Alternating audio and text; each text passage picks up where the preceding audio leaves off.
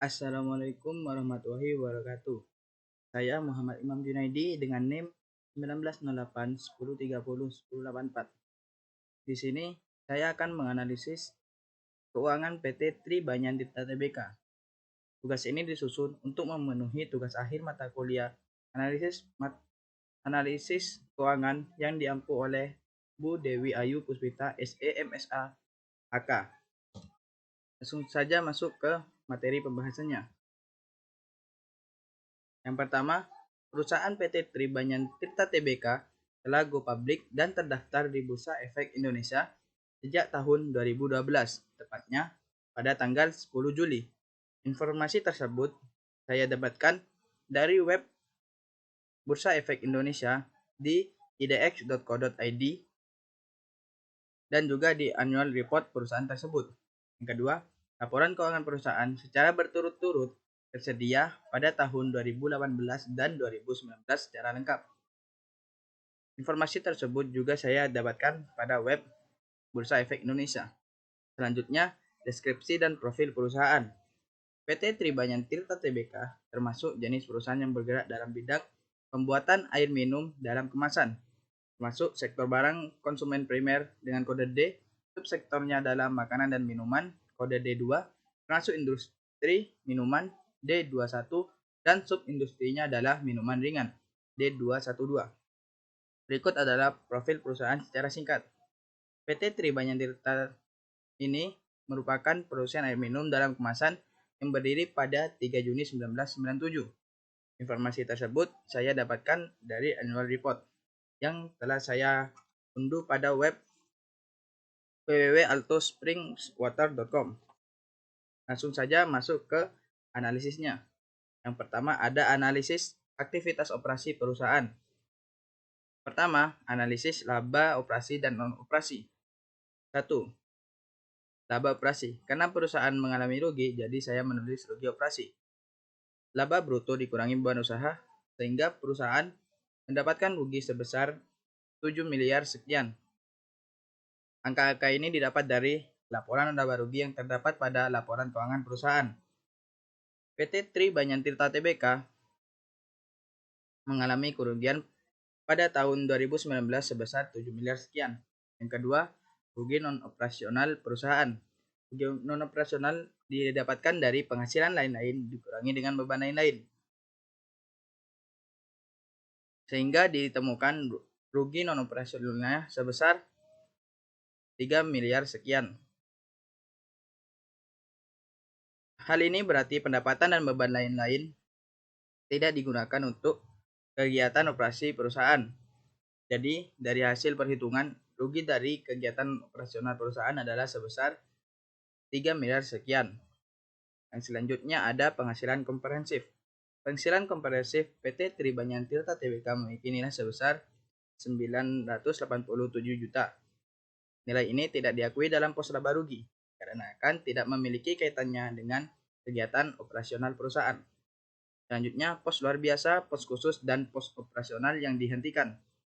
Dalam laporan keuangan perusahaan, khususnya dalam hal operasional, perusahaan tidak ada pos-pos dihentikan selama tahun berjalan. Selanjutnya ada perubahan akuntansi yang terjadi. Tidak ada perubahan akuntansi yang terjadi selama tahun berjalan. Beban tangguhan yang mungkin terjadi. Pada perusahaan tidak ada beban dapat ditangguhkan dalam tahun berjalan. Dan yang selanjutnya, dampak pemberian imbalan kerja tambahan. Apabila imbalan kerja tambahan diberikan, maka hal ini akan berdampak pada laba perusahaan karena imbalan kerja merupakan komponen yang akan menambah beban operasi perusahaan dan dapat mengurangi laba operasional perusahaan.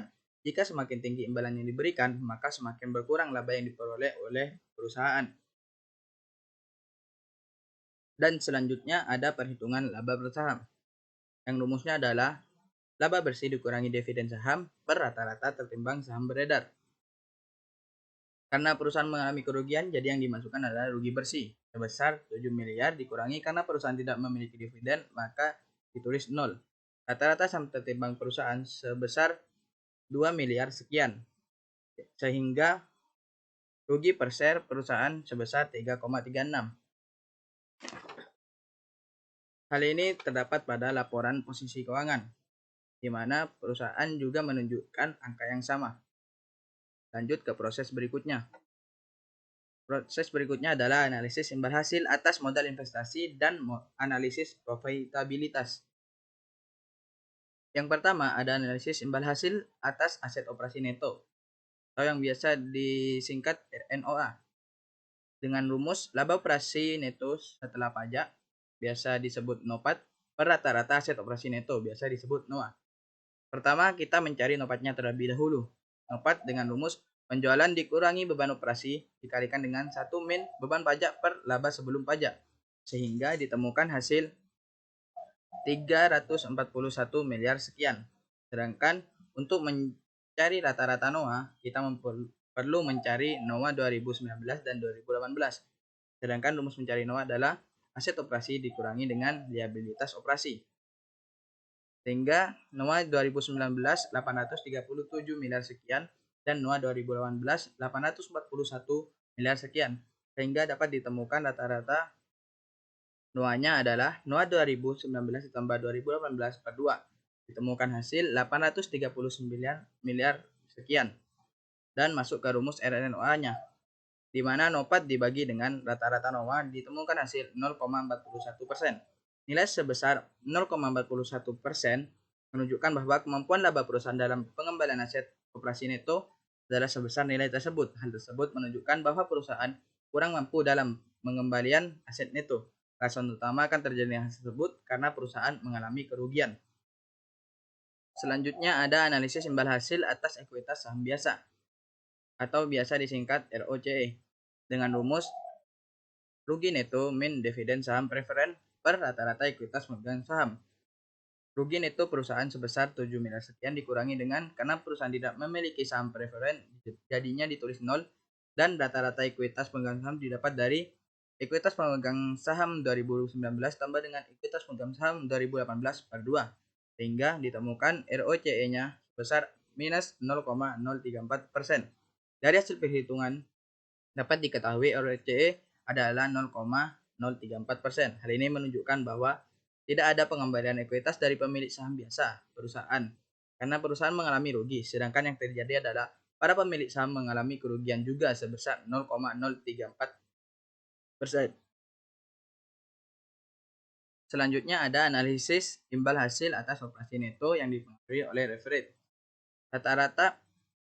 Rata-rata operation asset yaitu didapat dari operation asset tahun 2019 tambah operation asset tahun 2018 per 2, hingga ditemukan 934 miliar sekian.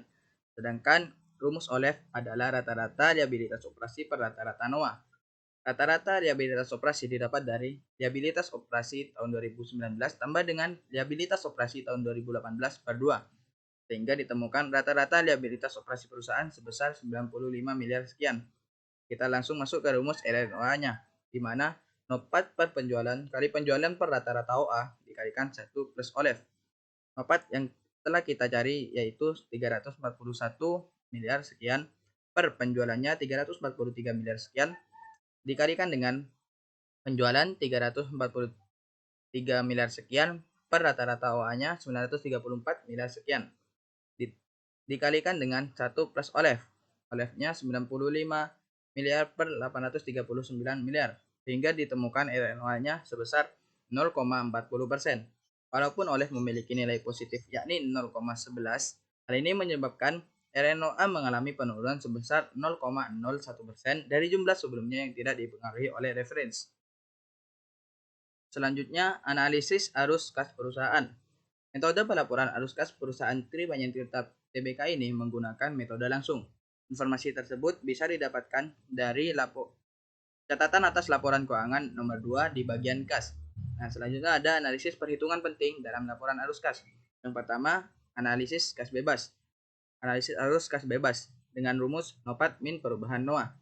NOPAT yang telah kita cari sebesar 341 miliar sekian dikurangi dengan perubahan NOA yaitu NOA 2019 dikurangi NOA 2018, sehingga ditemukan hasil min 4 miliar sekian. Sehingga ditemukan hasil arus kas bebasnya sebesar 346 miliar sekian. Nilai arus kas bebas positif mengartikan bahwa uang tunai perusahaan dinilai cukup untuk membiayai berbagai pengeluaran yang ada di perusahaan. Namun, hasil perhitungan tersebut tidak sesuai dengan kenyataan yang terjadi. Kenyataannya, perusahaan mengalami rugi yang berarti perusahaan tidak mampu untuk membayar berbagai beban perusahaan. Selanjutnya ada rasio kecukupan arus kas, yang rumusnya jumlah kas dari aktivitas operasi selama 2 tahun per jumlah pengeluaran modal ditambah dengan penambahan persediaan plus dividen tunai selama 2 tahun. Jumlah kas operasional perusahaan selama 2 tahun sebesar 41 miliar sekian per jumlah pengeluaran modal perusahaan sebesar 8 miliar sekian. Karena perusahaan tidak ada penambahan persediaan dan dividen tunai, jadi diisi 0. Sehingga ditemukan hasil 4,66. Nilai sebesar 4,66 tersebut mengartikan bahwa kas internal perusahaan cukup untuk membiayai pengeluaran modal, sehingga perusahaan tidak membutuhkan suntikan dana dari eksternal kas. Dan selanjutnya ada pendanaan perusahaan. Pendanaan terbesar perusahaan diperoleh dari utang bank jangka pendek, yaitu sebesar 99 miliar sekian. Hal tersebut dilakukan perusahaan karena perusahaan mengalami kerugian di tahun 2018. Dengan melakukan pinjaman terhadap bank, kondisi perusahaan mulai membaik, walaupun pada tahun 2019 perusahaan masih saja mengalami kerugian. Selanjutnya, analisis likuiditas struktur modal dan solvabilitas. Pertama, analisis likuiditas perusahaan. Di sini analisis likuiditas perusahaan dihitung dengan rasio lancar, di mana rumusnya aset lancar per liabilitas jangka pendek, sehingga ditemukan hasil rasio lancarnya 0,88%. Angka ini mengartikan bahwa perbandingan antara keduanya adalah 0,88 dibandingkan dengan 1, yang mana artinya dalam membayar kewajiban jangka pendek perusahaan kemungkinannya adalah cukup kecil, karena aset lancarnya lebih kecil dari liabilitas jangka pendeknya. Dan selanjutnya, rasio kas terhadap aset lancar. Dengan rumus kas ditambah setara kas ditambah efek yang diperdagangkan per aset lancar, sehingga ditemukan rasio kas terhadap aset lancarnya yaitu 0,22 atau 22%. Nilai 22% menunjukkan bahwa nilai aset lancar cukup liquid. Hal ini dikarenakan jumlah kas dan setara kas memiliki rentang yang tidak terlalu jauh dengan jumlah aset lancar. Selanjutnya ada rasio kas terhadap liabilitas jangka pendek.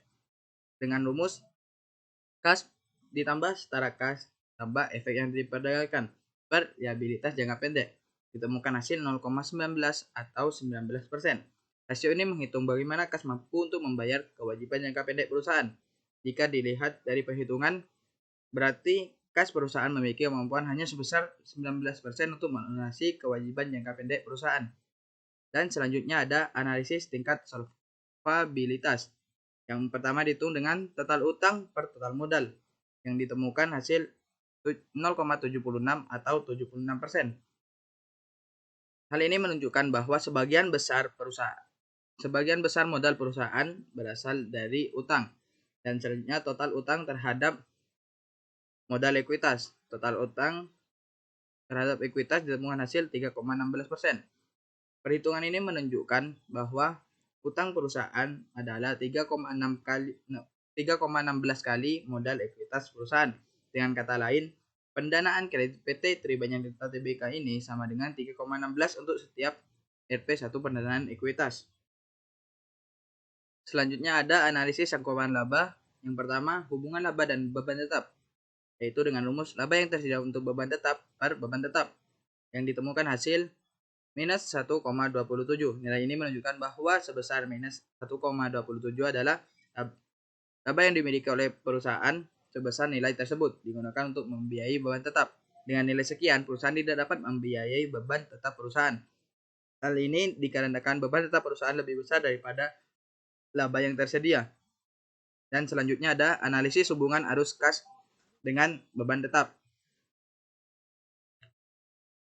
yang dihitung dengan rasio arus kas terhadap beban tetap. Arus kas operasi sebelum pajak per beban tetap. Arus kas operasi sebelum pajak ditambah dengan beban bunga per beban bunga, sehingga ditemukan hasil 11,76. Untuk membiayai setiap beban yang dimiliki oleh perusahaan membutuhkan 11,76 yang nantinya untuk membayar beban tetap yang dimiliki. Dengan demikian, kas yang tersedia cukup untuk membiayai beban tetap perusahaan. Dan perhitungan yang terakhir adalah perhitungan untuk memprediksi kesulitan keuangan. Di sini menggunakan rumus advanced score, di mana terdapat 5 variabel, yaitu X1, X2, X3, X4, dan X5. Satunya adalah modal kerja per total aset yang ditemukan hasil 0,15. X2-nya adalah saldo laba per total aset yang ditemukan nilai minus 0,13. Dan X3-nya adalah laba sebelum pajak per total aset yang ditemukan nilai minus 0,01. X4-nya adalah ekuitas pemegang saham per total liabilitas yang ditemukan nilai 0,2. Dan X5-nya adalah modal kerja per total aset yang ditemukan nilai 0,31. Dan rumusnya adalah Z-score sama dengan X1 tambah X2 tambah X3 tambah X4 tambah X5, sehingga ditemukan nilai 0,52. Dari hasil nilai tersebut menunjukkan bahwa perusahaan mengalami indikasi kesulitan keuangan dan perusahaan sangat rentan akan kebangkrutan karena nilai Z-score yang kurang dari 1,20 menunjukkan probabilitas kebangkrutan perusahaan yang tinggi. Dan yang terakhir ada kesimpulan dan hasil analisis. Dari sekian banyak perhitungan yang telah dijelaskan tadi, dapat disimpulkan bahwa kondisi keuangan perusahaan saat ini berada dalam kondisi yang kurang baik. Dan untuk posisi aset yang dimiliki oleh perusahaan juga dinilai kurang baik dalam memenuhi kewajibannya, karena perusahaan kurang dapat memanfaatkan aset yang dimiliki. Jadi selama periode berjalan ini, kondisi keuangan perusahaan dinilai kurang baik. Untuk investor, jika ingin menanam sahamnya di perusahaan, ini kurang mampu memberikan peluang karena kondisi keuangan yang kurang stabil. Hal ini dapat terlihat dari jumlah kas operasional dan aset lancar yang tidak cukup untuk membiayai beban yang ada. Selain itu, dari analisis Z-score, perusahaan menunjukkan probabilitas keuangan yang tinggi dengan nilai 0,52. Sekian dari saya, kurang lebihnya mohon maaf. Wassalamualaikum warahmatullahi wabarakatuh.